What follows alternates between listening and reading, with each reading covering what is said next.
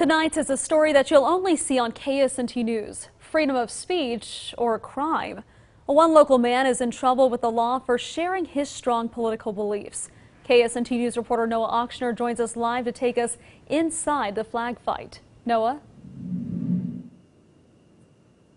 Yeah, good evening, Brooke. A Blue Valley man had a political flag in his yard with some not so nice things to say about the president and the people that voted for him. He's now headed to court over the issue on something he calls a violation of his First Amendment rights.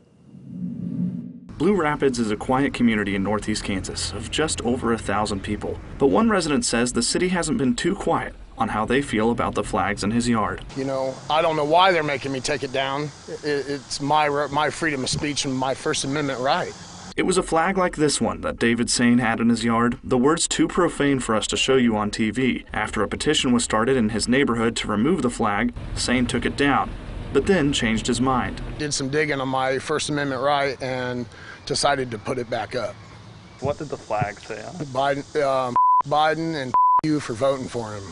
Sain also told me he believes the city made an ordinance just to have him remove the flag. Mayor Jerry Zayas of Blue Rapids told me that isn't the case.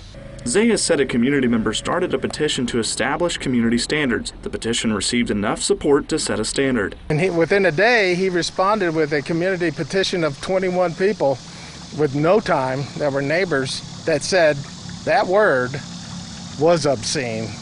An attorney with ACLU Kansas who says although some might find the flags offensive, political speech is protected under the First Amendment. Regulating what people say is exactly what the First Amendment is designed to prevent. And so as a general matter, this is exactly the kind of thing that the First Amendment would be aimed at protecting. Ultimately, the city of Blue Rapids charged Sain with promoting obscenity. He made his first appearance in court this week. The main reason neighbors are challenging the flag is because children could see it. Sain told me that he has kids, and that part of this is a lesson. My children, I have children, I have custody of my children, and my children, you know, I want them to know that you have rights and you have to stand up for your rights if you want to be heard.